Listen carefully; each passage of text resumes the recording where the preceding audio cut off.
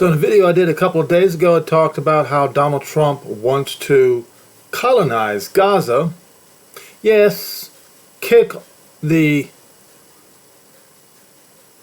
Gazans out of that land, since it has been utterly destroyed by their continual hatred for Israel. But he wants to turn it into a Riviera, full of gambling casinos and stuff like that. And he wants it to, the U.S. to own it. And I talked extensively and proved that the U.S. is the young lion of Tarshish. It is not, the U.S. is not lost Israel. The U.S. is not Ephraim. The U.S. is not Manasseh, as claimed by the Armstrongs, the British Israel purveyors. It's not what it is. But now, since Donald Trump has said he's going to clean out Gaza, now he's going to have to do it. But then he's going to have to hand it over to the people of Israel. That's what he's going to have to do. It has to be a land of Jews and Zionists. It cannot be a land where Gazans are brought back, where haters of Israel are brought back. If any Gazans are brought back, they must be a Zionist. That's how you know that they would be of the lost sheep of Israel. Let me go ahead and get started, and I want to go on Israel 365 News. Trump's Gaza plan is the final task before Messiah. Why don't you just say Mashiach, like you're supposed to? Adam Eliyahu Berkowitz. During his first term in office, President Trump was a steadfast ally of Israel, and I'm quoting him, I'm not agreeing with him, okay? Acknowledging Israel as its eternal capital by moving the embassy, recognizing Israel's sovereignty over the Golan. Instituting the Pompeo Doctrine, stating that the Jews living in Judea and Samaria did not violate international law. While many of his opponents tried to discount the Abraham Accords as a non-achievement, it stands as a foundation of peace and prosperity in the region. I question that. The agreement was achieved by discarding decades of unsuccessful policy based on the false premise that peace between Israel and any Arab state could only be achieved through the creation of a Palestinian state. The Biden administration rejected the success of the Abraham Accords and returned to a policy based on the horrible misnamed two-state solution. Biden's policy of appeasing Iran was directly responsible for the October 7th attack on Israel and resulting multi-front war Israel is currently fighting. Now, that is absolutely 100% correct. Joe Biden administration, the United States, with the Joe Biden administration, was responsible, directly responsible for October 7th massacre. Less than a month into his second term, the Trump effect results are already being felt in the region. After almost 2 years of negotiations by the Biden administration based on the strategy of pressuring Israel, Israeli hostages were still languishing in Gaza. The threat of a pro-Israel administration resulted in a ceasefire agreement that released some of the hostages. But it is clear that the best is yet to come. Oh, the best is yet to come, but maybe not in the way that you think. Netanyahu is currently in Washington as the first foreign leader hosted by Trump at the White House, and the news coming out the Oval Office is stunning. Just a few weeks ago, Saudi Arabia threatened that they would not sign an agreement normalizing relations with Israel that did not include the creation of a Palestinian state. Trump announced on Wednesday that Saudis had backed down and would consider an Abrahamic agreement with Israel. He also announced that the hostage release deal would be completed. Perhaps the most stunning revelations was a typical straight-to-the-heart-of-the-matter solution to Gaza proposed by Trump. Much of the debate over Gaza has focused on the day after the war ends. While it is clear that Hamas cannot be allowed to rule Gaza, the Palestinian Authority has allied with Hamas. It has shown itself to be unstable and a promoter of violence. Anti-Israel elements from other countries object to a return to 2005 when Israel controlled the security in Gaza. So Trump announced an entirely unexpected proposal on Tuesday. The U.S. will take over the Gaza Strip, Trump said at the joint press conference, and we'll do a job with it. We will own it. And that is where Donald Trump crossed the line. The United States must never own Gaza. You folks in Washington need to read the scriptures carefully.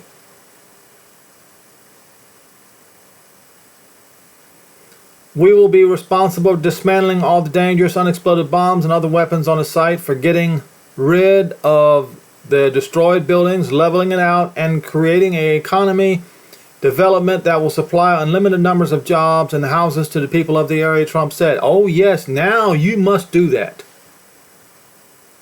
Now you have to do it because you said you would. You can't renege on it now.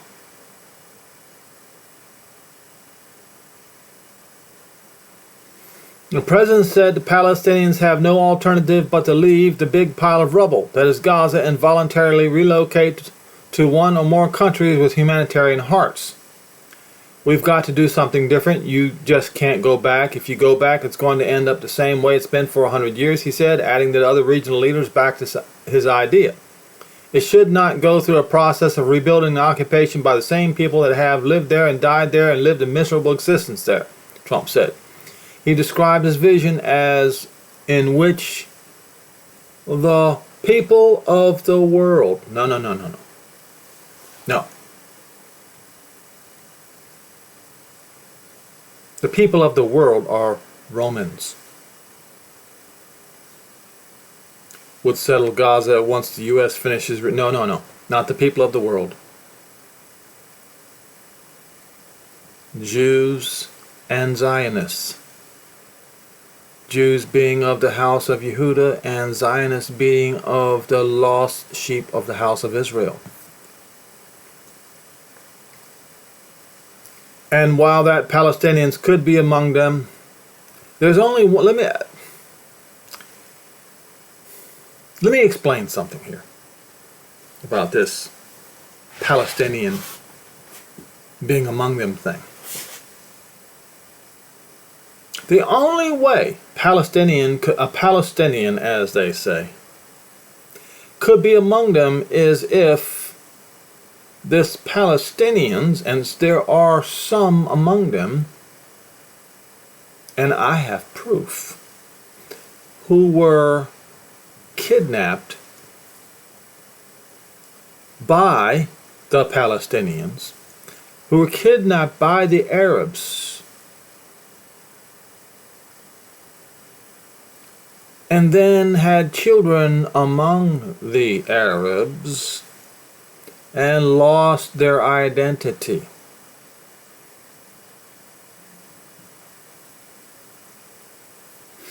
There is proof. I have proof. I have proof, folks, that this actually occurred in my bloodlines. I've got proof, DNA proof.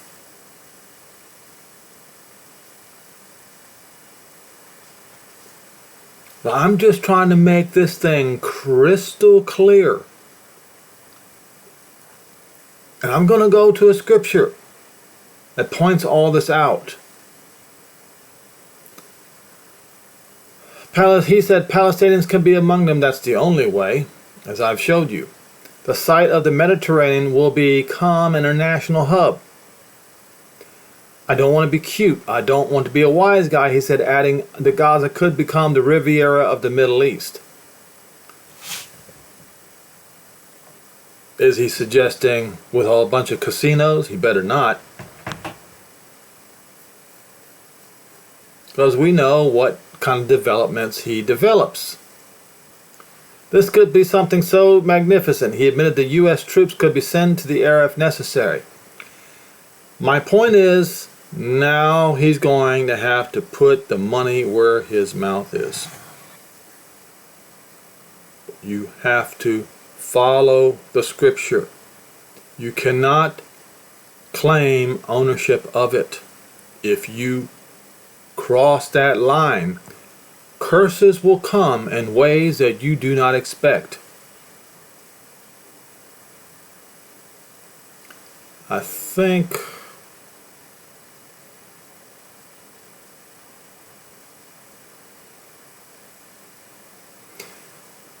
so he's talking about Rabbi Fish, a respected mystic rabbi from Jerusalem, who authors a Torah blog, praised Trump's plan and predicted that his success was inevitable. Trump is a successful man and put together a business deal that no one else could manage. Rabbi Fish said for him, this is a deal that all sides benefit. Not if the U.S. claims ownership of it. But Rabbi Fish saw Trump's Gaza plan as a part of a bigger picture. Everyone is focused on Gaza, but that is only one part of the end of days agenda, which has the Jews living in Israel's prophesied borders, Rabbi Fish said. The Torah explicitly includes Gaza. Yes, it does. That's why I'm saying what I'm saying. The United States can't be in ownership of Israeli land. What Trump is doing is cleaning out Gaza of all the haters of Israel. They cannot be in Israel after the Messiah comes. After Messiah, the only people who can be in the biblical borders of Israel are those who believe he is the one, his name is one. And this will include Gaza, half of Lebanon, and much of Jordan. And he is in this case, he is correct. But not only much of Jordan, but also the majority of Syria, all the way to the Euphrates River, if not more. And we see that we are almost there. Syria fell, Lebanon is half gone, Gaza is ripped up, the stage is nearly set for Mashiach. And I've been saying this. I've been pointing out Yoel 3 over and over and over again, that the actions of responsible parties must mirror what happens in the prophets. Yoel 3. How can Palestinians be there when we go to greet the Messiah? The Messiah needs someone to take care of this, and in this case, it is Donald Trump. Trump is merely carrying out the final task needed before Messiah is revealed, Rabbi Fish said. Okay? So let us go to Isaiah, or I should say Isaiah. That is the proper way to say it. 11.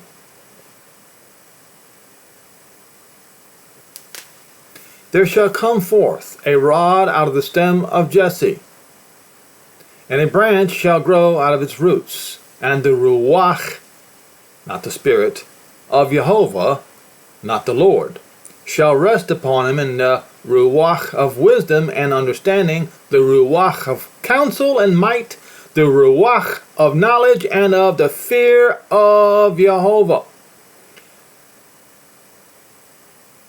He will be quick in the understanding, in the fear of Jehovah, and he will not judge after the sight of his eyes, neither reprove after the hearing of his ears. But with righteousness he will judge the lean, and reprove with equity, uprightness, for the meek of the earth. And he will smite the earth with the rod of his mouth, and with the breath of his lips he shall slay the wicked. And the righteousness shall be his waistcloth, and faithfulness his waistcloth of his reins, of his loins. Not his reins, but his loins.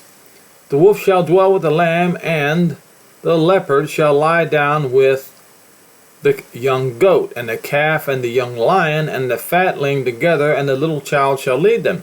And the cow and the bear shall feed, and their young ones shall lie down together, and the lion shall eat straw like the ox. The suckling child shall play in the hole of the asp. The venomous serpent and the weaned child shall put his hand in the adder's den. They shall not hurt nor destroy in all my holy mountain, or in my Kodesh mountain, for the earth shall be full of knowledge of the Eretz. Land of Israel shall be full of the knowledge of Jehovah, as the waters cover the sea.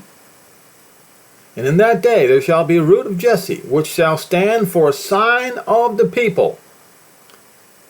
The Gentiles will even seek it. And his rest shall be glorious, and it shall come to pass in that day that Jehovah shall set his hand again a second time to recover, to acquire the remnant of his people that remain from Asher, that's from Iraq, from Hamath, Syria, where some of my people come from. That's right. I have proof. I have undeniable proof. To any of you of my relatives who might want to know, all you have to do is ask. And from what? The coastlands of the sea. What are the coastlands of the sea?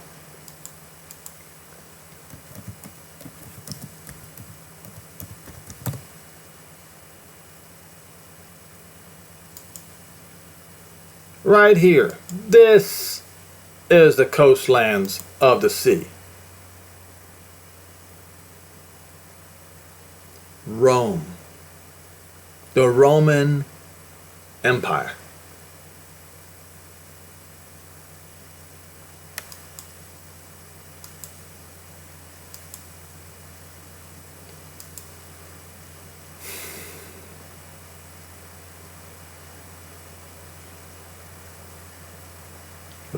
Did I miss? Okay, hold on. Set his hand a second time to recover the remnant of his people, which shall be left from Assyria, from Egypt, from Pathros, from Cush, from Elam, that's, living in the lands of Africa, and from Iran, and from Shinar, which is between Iraq and Iran, from Syria, and from the coastlands of the sea. And he shall set up a sign for the Gentiles, and assemble the outcasts of Israel, and gather together the dispersed of Yehuda, from the four quadrants, wings, north, south, east, and west of the earth. The jealousy of Ephraim, or Ephraim, will turn aside, will be removed. So Ephraim will be brought back. Ephraim is mixed. It says that in Hosea, a mixed, like I'm mixed. There are many Jews that are mixed. But Ephraim is mixed because Hosea said so. Shall not, or shall disappear, and the adversaries of Yehuda shall be cut off. Ephraim, and so will also be cut off the envy the jealousy of Ephraim and Yehudah, and Yehudah will no longer be the adversary of Ephraim. But they will fly upon the shoulders of the Philistines of the Pelesheth of Gaza from the west. And they will spoil them aforetime, or of the east, and they will lay their hand upon Edom, that's in Jordan today, and Moab, that's in Jordan today, and the children of Ammon, Jordan, shall obey them. And Jehovah shall destroy the tongue of the Egyptian sea with a mighty wind.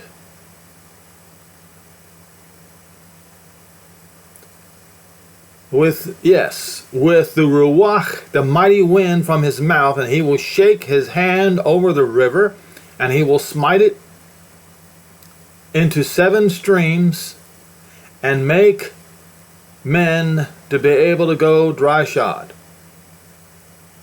And there shall be a highway. Because why? Because there's going to be a highway for the remnant of his people. They will be coming in from Egypt, still living there. They will be coming in from Iraq, still living there. Israel, in the day he came up out of the land of Egypt, just like he came up out of the land of Egypt. That highway is going to be a highway. The place where the Israelites walked from Egypt into the land of Israel is going to be a highway. So the Egyptians are going to have to release their Israeli hostages that are still living there. And for those of you who claim that the United States of America is Ephraim and that Great Britain is Manasseh, that's not true. Or vice versa. Because this was the doctrine of the charlatans, the Armstrongs, and those guys were claiming that they were the spiritual Levitical priesthood, taking money from people as tithes that did not belong to them.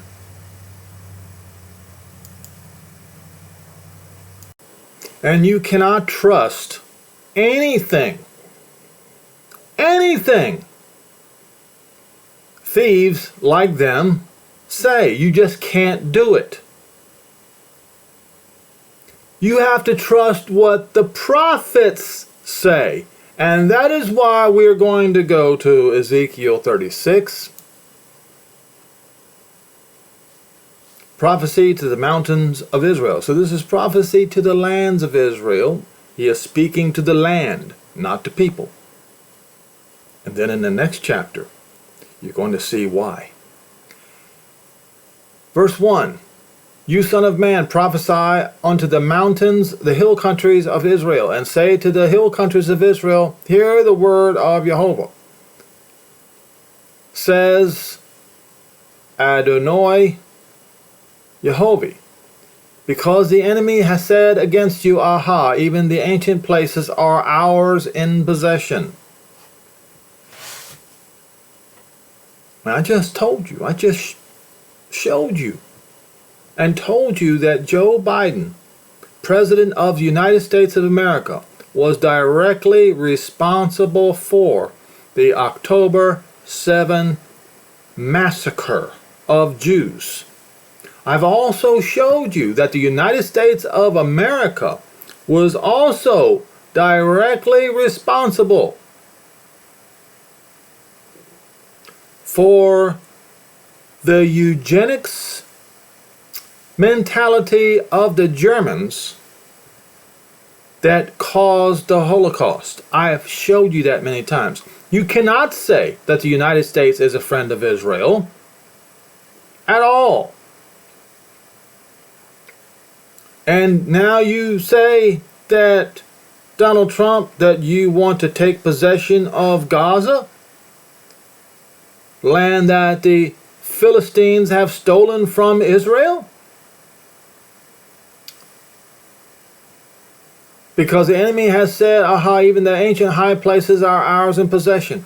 But not only the United States, the Catholic Church, the Orthodox Church, they claim that the land of Israel, that Jerusalem, belongs to the Gentiles. That's what they claim.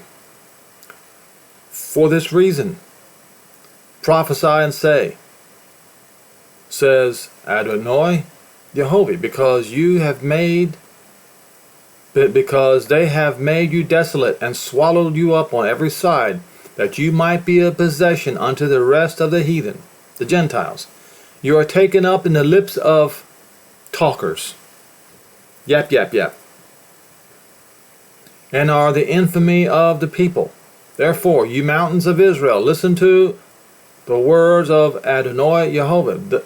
He says to the mountains and to the hills and to the rivers, to the valleys, to the desolate wastes, and to the cities that are forsaken, which became a prey and a derision to the residue of the heathen that are round about. Surely in the fire of my jealousy have I spoken against the rest of the Gentiles.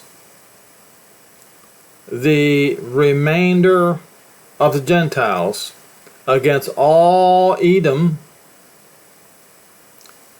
that would be in Jordan today, which have appointed my land in their possession with the joy and their hearts, and also the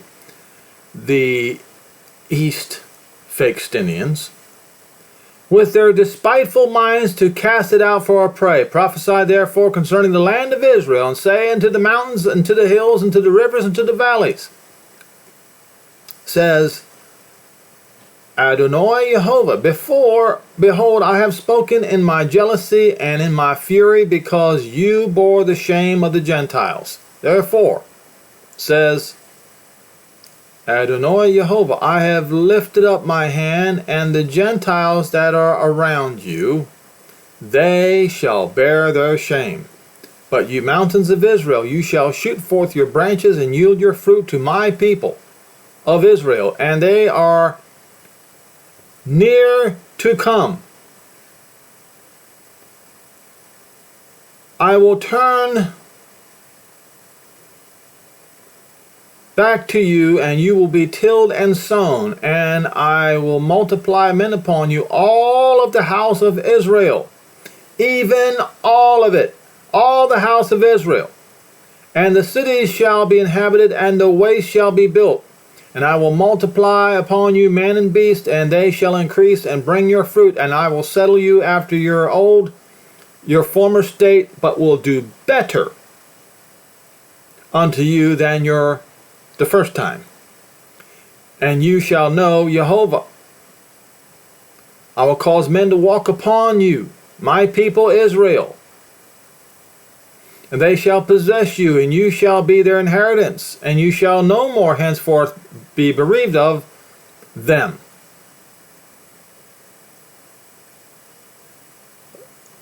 Says Yehovah, because they say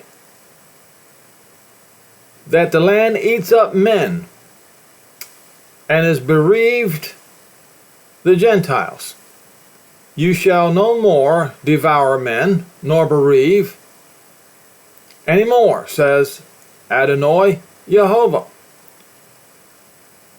Neither will I cause men to insult you. The Gentiles will no longer insult you, neither shall you bear your reproach of the people any more. Neither shall you cause nations to fall any more, says Adonai Yehovah. Moreover, the word of Yehovah came unto me, saying, Son of man, when the house of Israel dwelt in their own land, defiled it by their own way and by their own doings, their way which is before me as the uncleanness of a removed woman, a woman in her period, Wherefore I poured out my fury upon for the blood that they have shed upon the land, and for the idols which they have polluted it with. And I scattered them among the Gentiles, and they were dispersed through the countries according to their way. And according to their doings I judged them, and when they entered into heathen where they went, they profaned my holy name when they said to them, These are the people of Jehovah, and have gone forth out of his land. But I had pity for my Kodesh name, which the house of Israel had profaned among the Gentiles where they went. Therefore say unto the house of Israel, This is what Adonai Jehovah says, I do this for you. So right here it doesn't say I do not do this. It says I do for the house of Israel, for my Kodesh name sake, which you have profaned among the Gentiles where you went. I will sanctify my great name, which was profaned among the Gentiles where you have profaned in the midst of them, and the Gentiles shall know Jehovah, says Adonai Jehovah, when I shall be sanctified in them before your eyes. That's how they're going to know. For I will take you from among the Gentiles, and I will gather you out of all the countries, and bring you back into your own land. Then I will sprinkle clean water upon you, and you shall be clean. From all your filthiness, from all your idols will I clean you. A new heart will I give to you, and a new ruach will I put into you. And Christianity claims, no, he will not. The Christian fathers, the man at the Vatican and Martin Luther, claims he will not, that he cannot. And they reviled that precious name.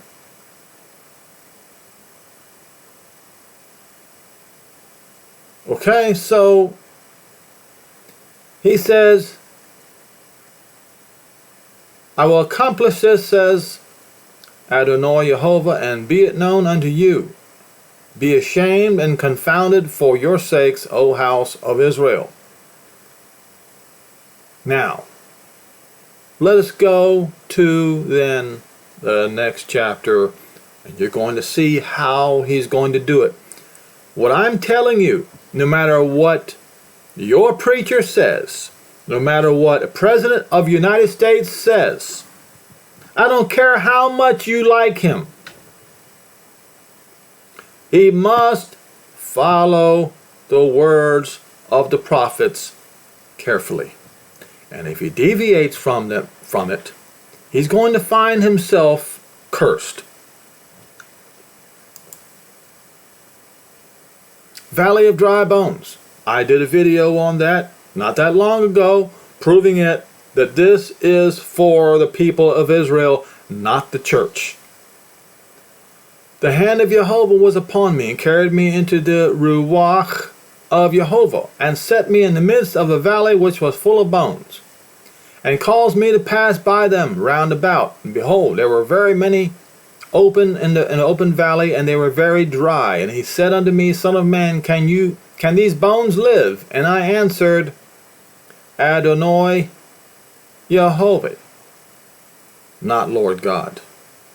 If you replace names, his name is so precious. If you replace that name, you are committing one of the worst sins there is, and that's blasphemy.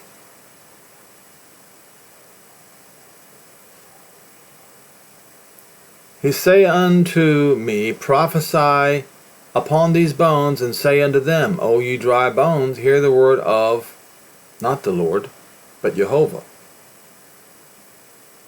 Says Adonai Jehovah unto these bones, I will cause breath to enter into you, and you shall live. Now, what is that word for breath? The ruach.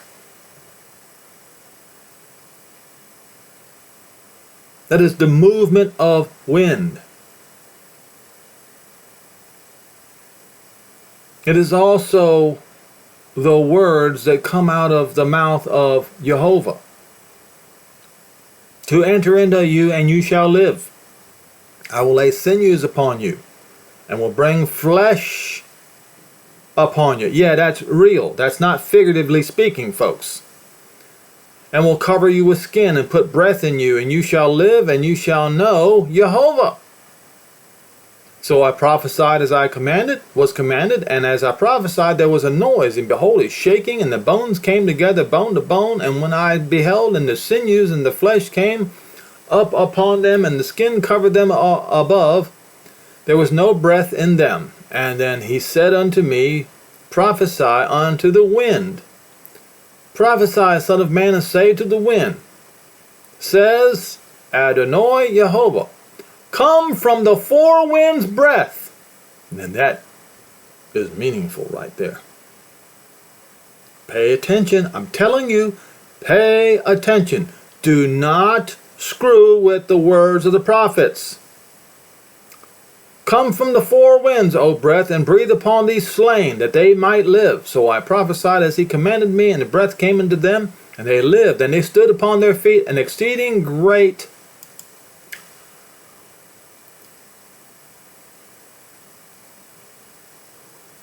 strength, valor, army, wealth, and capability. Suddenly a whole nation was born. Now he explains the vision. Stop saying it's the church. This is Israel. He said unto me, son of man, these bones are the whole house of the church. Does it say that? No, it does not say that. So stop saying it. It is the whole house of Israel. They say our bones are dried and our hope is lost, and we are cut off.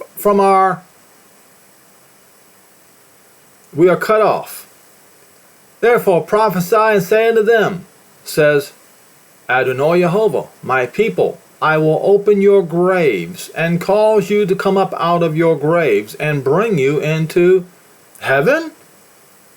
No, the land of Israel. And you shall know Jehovah, when I have opened your graves, O my people, and bring you up out of your graves, I will put my ruach in you, and you shall live, and I will place you in your own land. Not figuratively speaking, literally speaking. Then you shall know Jehovah has spoken and performed it, says Jehovah.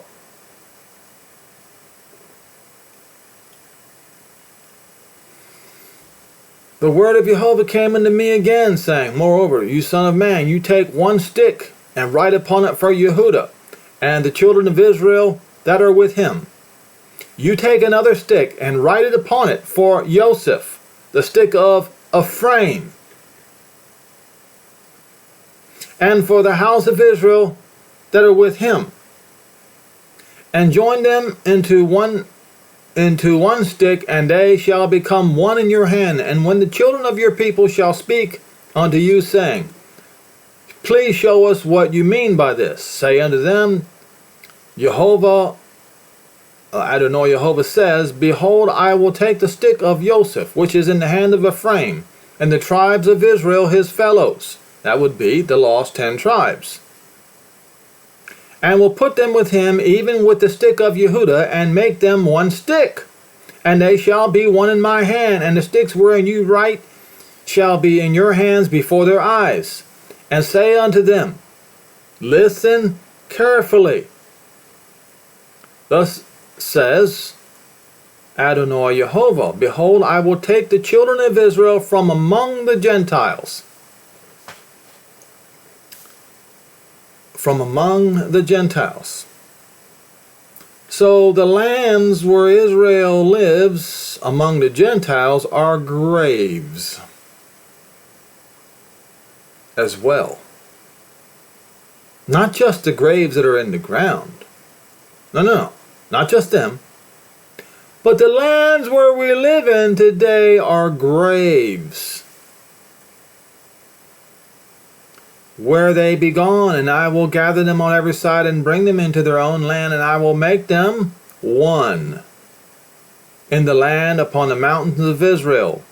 And one king shall be king to them all, and they shall no more be divided into two kingdoms at all. Neither shall they defile themselves any more with their idols, nor their detestable things, nor any of their transgressions, but I will save them. You want to know what salvation means? That's salvation.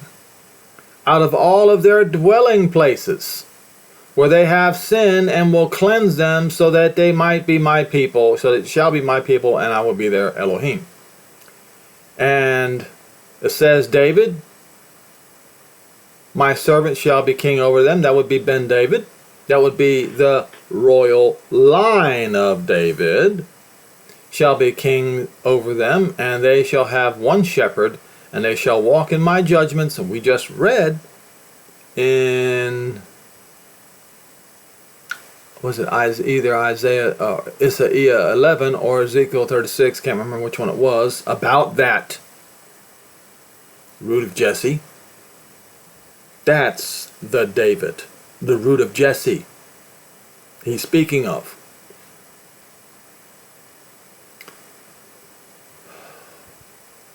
And they will walk in my judgments and observe my statutes and do them. And they shall dwell in the land where I gave to Jacob my servant, wherein your fathers have dwelt. And they will dwell therein, they and their children, and the children's children forever. And my servant, would it be in here? Yes. The rod out of the stem of Jesse, a branch shall grow out of its roots. So, Yehoshua HaMoshiach is a likeness of David. Will David be raised from the dead? Of course he will. What did I just do? Alright, we'll go back to here.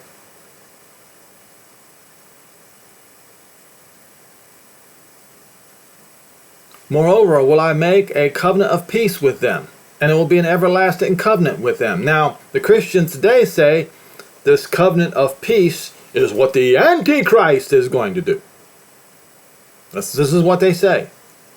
So if you want to go ahead and follow Christian doctrine, go right ahead.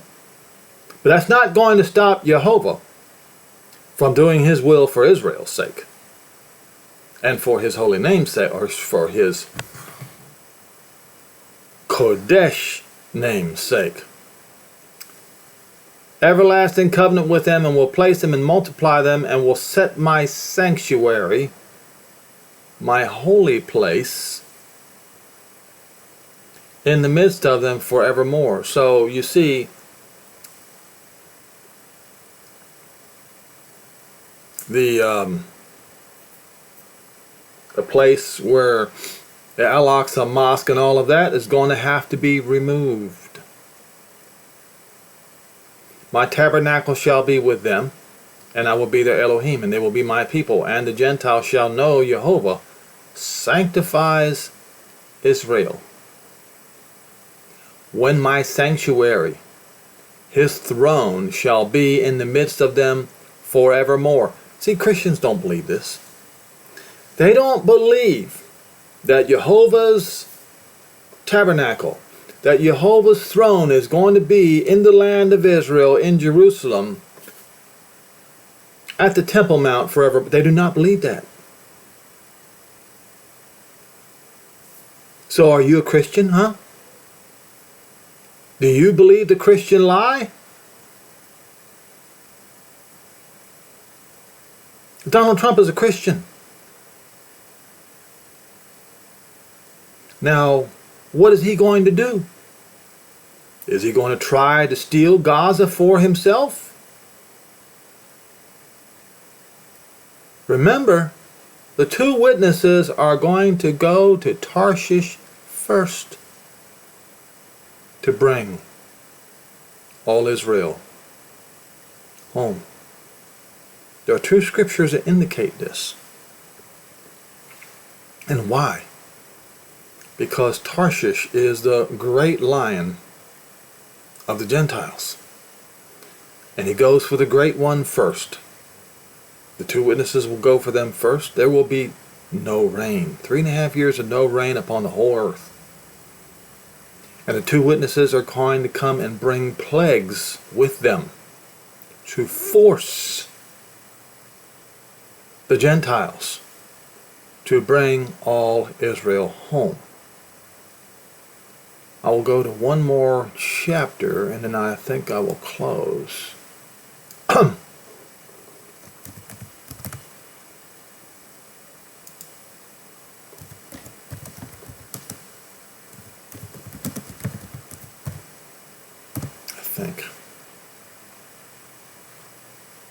Okay. Mattitiyahu 24:31. This is what the two witnesses are going to do. 24:31.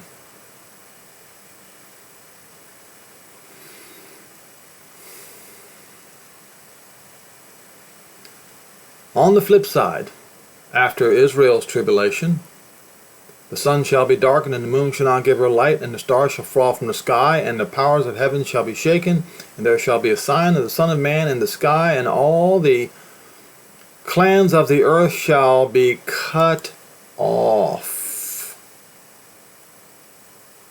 To be cut off.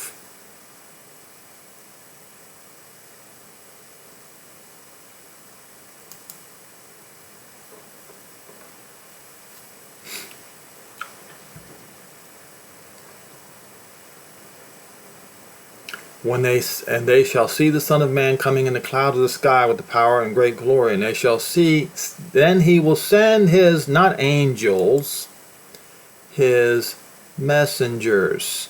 It says generally a supernatural messenger. Well, these two witnesses, I said I was going to stop right there, but no, I can't do that. Revelation 11. So I ask you, folks, what kind of power do these two witnesses have? There was given unto me a reed like unto a rod, and the messenger stood and said, Rise and measure the temple of Jehovah, not God, and the altar of them which worship therein. That was Yochanan. Was alive and well, and was there at the temple. But the court which is outside the temple leave out and measure it not, for it is given unto the Gentiles, and the holy, or the Ruach city, they shall tread down for 42 months. And this occurred on 70 AD on the Roman calendar. I will give power unto my two witnesses. This is going to be retaliation many, many years later. And they shall prophesy 1,260 days, that is 3.5 years, clothed in sackcloth. And they are the two olive trees and two lampstands standing before the Elohim of the earth, just like Eliah and Elisha. And if any man will hurt them, fire comes forth out of their mouth, just like Eliah the prophet. He spoke, he said words. He said, If I be a man of Elohim, let fire come down from the sky and devour you and your 50. That's what he said. You can look it up. And devour their enemies. And if any man will hurt them, he must be in this manner be killed. So I ask you, do they have supernatural powers? Yes, they do. Because it says, I will give power. I will give to my two witnesses that they will prophesy 1,000 and all that. That's the power. They have supernatural powers.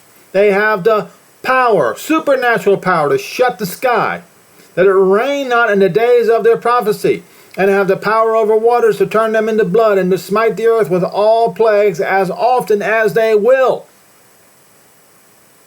Somebody is going to gather the elect. What's what it says right here? Now, it says messengers. And you read, generally a supernatural messenger. Or somebody with supernatural power. Well, guess who has supernatural powers? Now let me show you who these people are that have supernatural powers. Isaiah or Isaiah 66. I have mentioned this over and over again in Jehovah's final judgment against the wicked. He says, I will send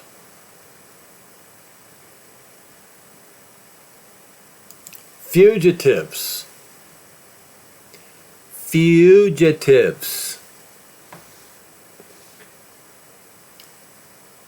not what you think are, as they say, angels.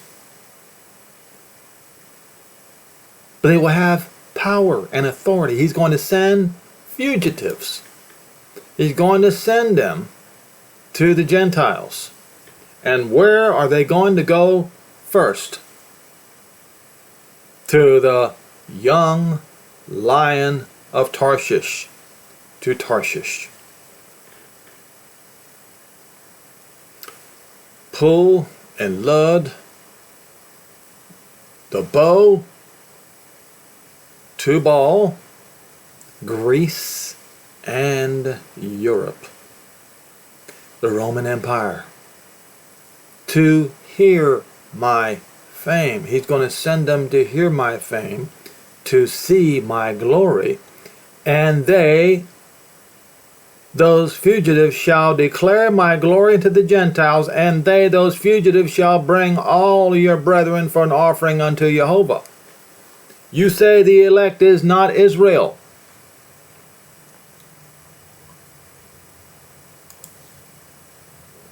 Israel, mine elect. We shall see what the prophets say. And I warn you, you must follow the words of the prophets. Isaiah 45 and verse 4. For Jacob my servant's sake and Israel my elect. Don't sit here and say that you are spiritual Israel. You must go to Romans 11 and find out how a Gentile must be grafted into the branches of Israel. You don't believe that, do you? That's the only way. Now we go to Isaiah 14. Well, let me back up a little bit. We'll go to Isaiah 14.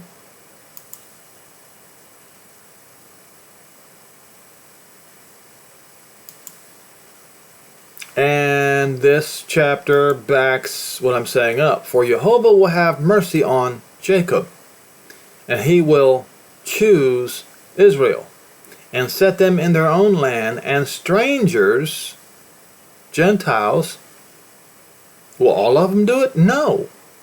Will attach them, cleave to the house of Jacob. There will be some who do. They're called Zionists. Rahab was a Zionist. That's right.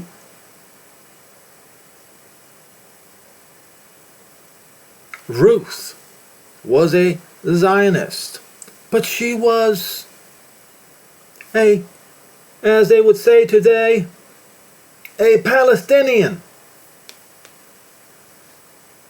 That's what they would say. She was a Zionist that was living in a land of Moab. She became a Zionist because of her mother-in-law, Ruth. I mean, her mother-in-law, Naomi.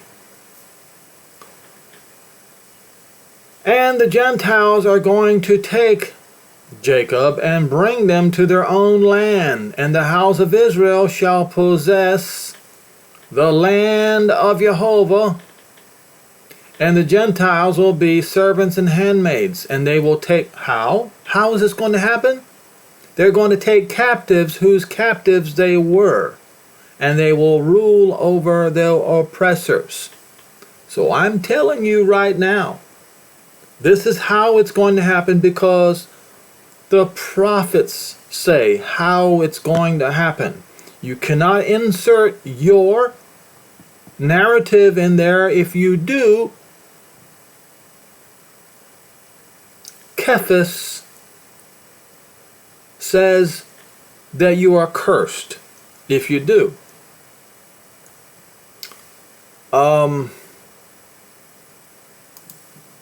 They rest.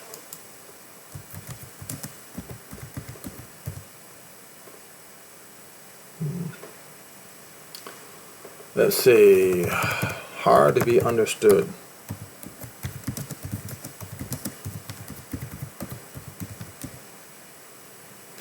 Second, Cephas, not Peter. His name never was Peter, is not Peter, and never will be Peter. His name was Shimon Cephas Bar Yonah.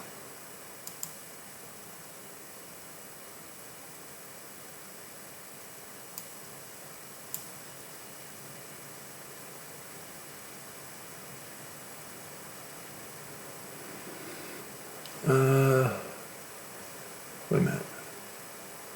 15. There we go. We'll start verse 15. An account 15 of the long suffering of our Mashiach is salvation.